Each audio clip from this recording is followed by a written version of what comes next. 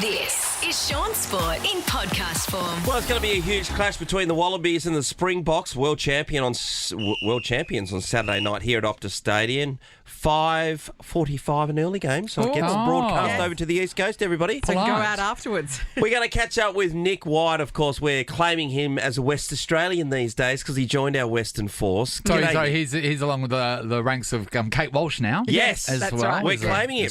West Australian. And Hugh Morning, Jackman. Morning, guys. How are you? Hey, Nick. Proud West Australian you are, aren't you? Mate, bloody oath. Yeah. I've got the guys over here. They asked me, said, this is usual winter. I said, guys, it's my first one as well. Yeah, born and bred. Well, as you know, Nick, it only started raining a couple of weeks ago, so we had a pretty long summer, I would have thought. Mate, we did, yeah, for the super season. It was lovely and dry. But, I've been away for a couple of weeks with the Wallabies and come back, and it's a little bit different, I must admit. But it'll be good 5:45 on Saturday. Are you staying coastal, we're here at the moment? We are, yeah. We're usually in town, but we're out at Scarborough at the rendezvous there, which is good, right next to the beach. Yeah. A bit of hustle and bustle here, early game. Hopefully get a good result, and we're right in the mixer. So, Absolutely. Hey, Nick, do you still get up early and like go for a swim in the beach? Yeah. Yeah, we do, yeah. So I'm still well and truly in my honeymoon period of moving here to Perth. So I'm up early in the morning and thinking, how good is this? What time are you up in the morning? Mate, at the moment, probably getting anywhere between 5 and 6. So yeah, like you get up, you have a swim, get a coffee, then you're into brekkie and into the meetings and things like that. He's a budgie guy too, I would have thought. You know, you definitely didn't a have budgie to guy. tell me. Why wouldn't you be? You can sense the bulge. Is that not normal to be a budgie guy? There you go. Look, if you It's a can choice. if you can be a budgie guy and people not wince at you, then that's a great thing. Yeah. And you should do it until the day where people start looking at you going, oh, cover up. when a man is handed a sarong, that's when you know. Look, I must admit, budgies are very big in the rugby community. Yeah, is there a few guys in the team, though? Because you got some massive units getting around. Are there a few that you go, pair of board shorts is just a trick for you? Because some of the guys are so big that it does look like you've drawn it on with a texter. Because like I can't stretch that much.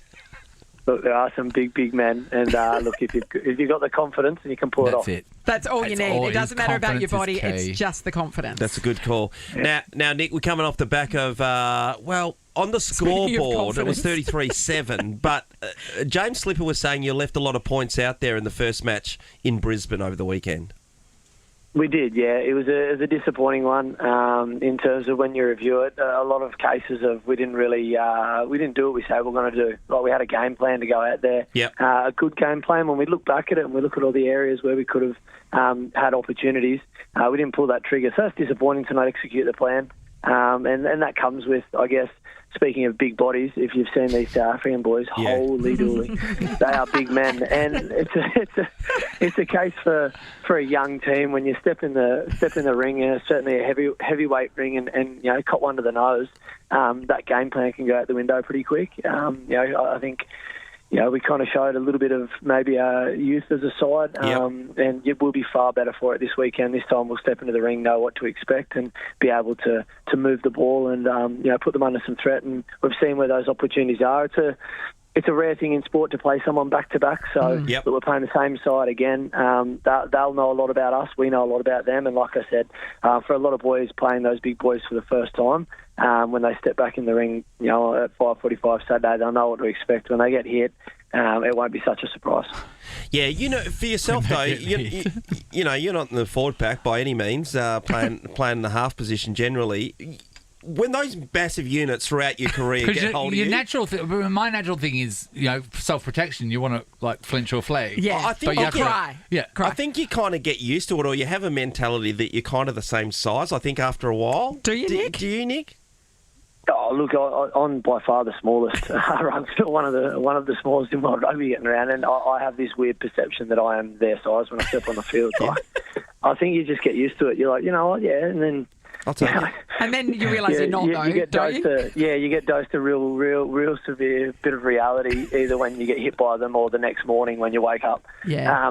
Does the same thing happen, say, if you were on a road and a car was coming? Can you do the same thing? No. But I've got a bit of that. You speak of that fight or flight. I've got plenty of fight in me. And, Yeah, I mean, it's probably a fair bit of my detriment. Like I say, the next morning I roll out of bed. I certainly don't bounce. One of the things that's changed, obviously, you've got a young team, but Eddie Jones going and Joe Schmidt coming in and taking over the reins. What's the transition been like? Yeah, it's been, obviously, last year was a difficult year. It's been well documented with Eddie. Joe's come in and been a very different coach. It's a breath of fresh air, a very different group. And, he's given us a realistic timeline. Like we played against the world champs on the weekend in South Africa. We certainly felt and saw the benchmark of where we want to be, and that's where it's going to take us some time to get there. But we'll continue to etch our way towards that benchmark, but it's going to take some time.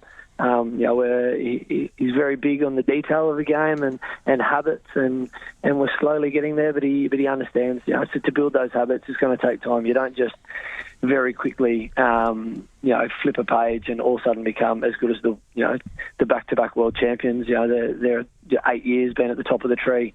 So look, we've seen what that can be like, and we've seen the opportunities that when we play well can be there, but it's going to take some time to get there. So, this week very much it's about winning some moments, and I guess that's different to last year of the, was a bit of smokes and mirrors and smash and grab and things. It is more of a realistic approach. And look, we feel like we've got an unbelievable amount of support behind us at the moment with that approach, and we'll continue to work hard and show those moments, and over time.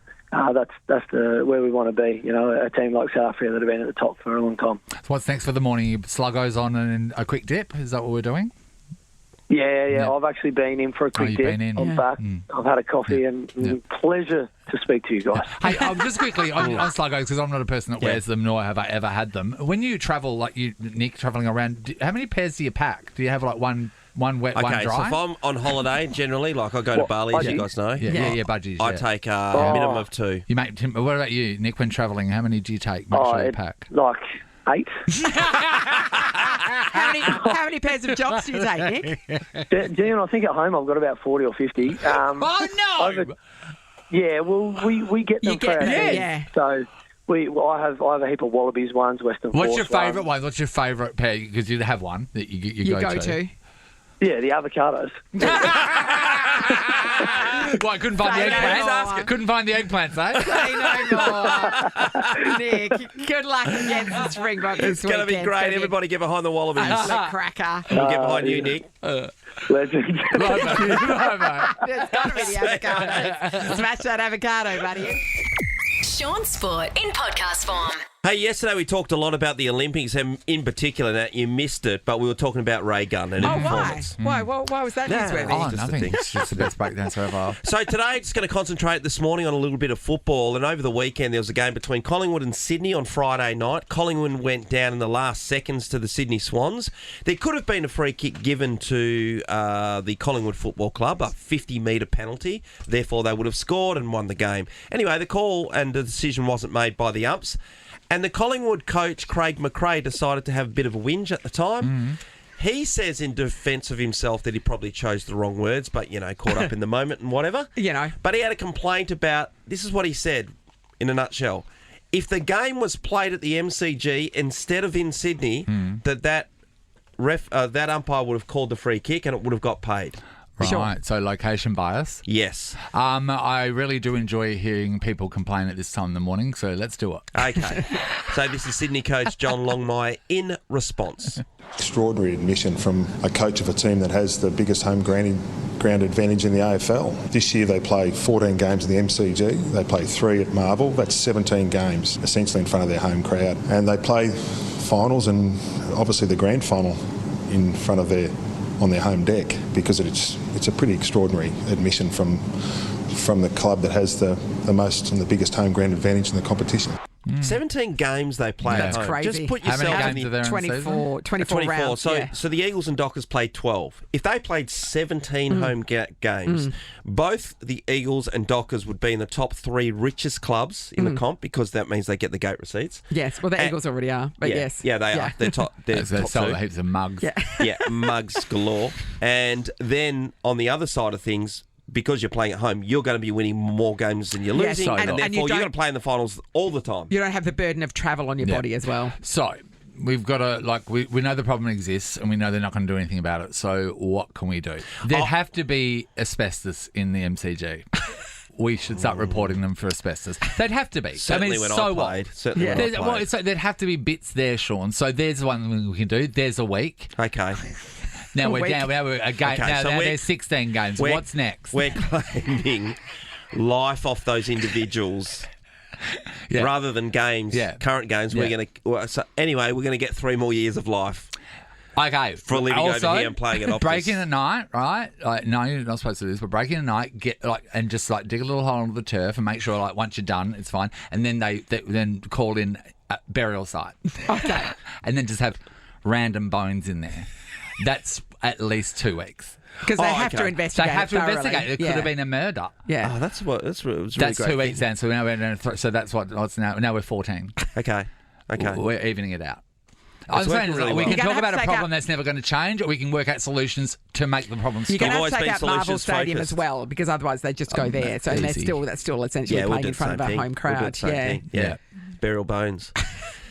Now, moving on to one important we've thing. covered that off, haven't we? Yes, Okay, we got have. it. So we know that Collingwood get the best Yes. deal of it. Now, let's look at this weekend's game. So last week when we were talking to Sean Darcy, and Nat, you were here, and I said the Dockers are playing finals because they were basically going to be in the top 2. Yeah. Sean, you are the king of bold statements because you also said there is no way West Coast won't finish last. Keep going. I did say that. And since then, they keep winning. And so you thank did say- and Bloody- you did the say- Gold Coast Suns handed them a game last And you did week. say, got him in it. guaranteed Ray Gunn will get gold.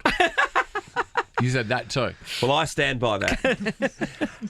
Nathan said to me, "You've ended Fremantle's season," Yes, and you I said have. it's impossible Which is because a beast they're almost going to finish in the top 2. In fact, we're talking about what's going to happen if they get in the grand Yeah. final. You'd book tickets. They, I do believe now, are going to miss the finals. Well, you have to say that altogether. now Sean. to get them back across the line. No, I'm not trying to. I'm just. Are Really you now panicking. saying there's no way they can make the So finals? Natalie, as you know, they will play the GWS Giants this week. You're in the tipping competition. Would yeah, you but pick them? I'm coming last. Would you so, pick them? No, I would pick the Giants because they've got a better song. Yes. Witches of Eastwick. I told the you, opposite. Sean. You did. I told 'Cause you the when witches make things happen. He makes the no, opposite happen. No. The witches Yeah. can make anything happen. The witches of Eastwick. When we're together and you make bold statements, something happens that makes them go the opposite. It's amazing. I didn't know the machinations were so strong. Good word at this time of the Sean, morning. Yeah. it's one of your favourite go-to words, Yeah. machinations. So this is how Fremantle get in. Yeah, They win their last 2 games. machinations. Pretty simple stuff. One's against GWS and one's against Port Adelaide. Port Adelaide sitting in second. GWS on the rise. That's over in Greater Western Sydney. You get to hear the song because I can't see Fremantle winning this game. No one's going to tip them. So it comes down to the last game for them. But it only comes down to the last game for them if the West Coast Eagles win another game to make it 3 in a row against Carlton this week. Which Carlton have fallen into a trough. Yes, so they've got all a lot of Dockers- injuries. It's possible. Yeah, all Dockers supporters will be now focused on the West Coast Eagles beating the Blue Baggers this weekend. So all Even the Dockers me. supporters are barracking for West Coast this weekend. Yep. Amazing. Wow. Wonder if they're going to go in and buy a mug. That's how they've stayed in the top 2 in Nathan the AFL. is very crockery focused. It's true. No, you know. Well, you know where the value is. Trying to Yeah. keep their money up. Yep. Sean Sport in podcast form.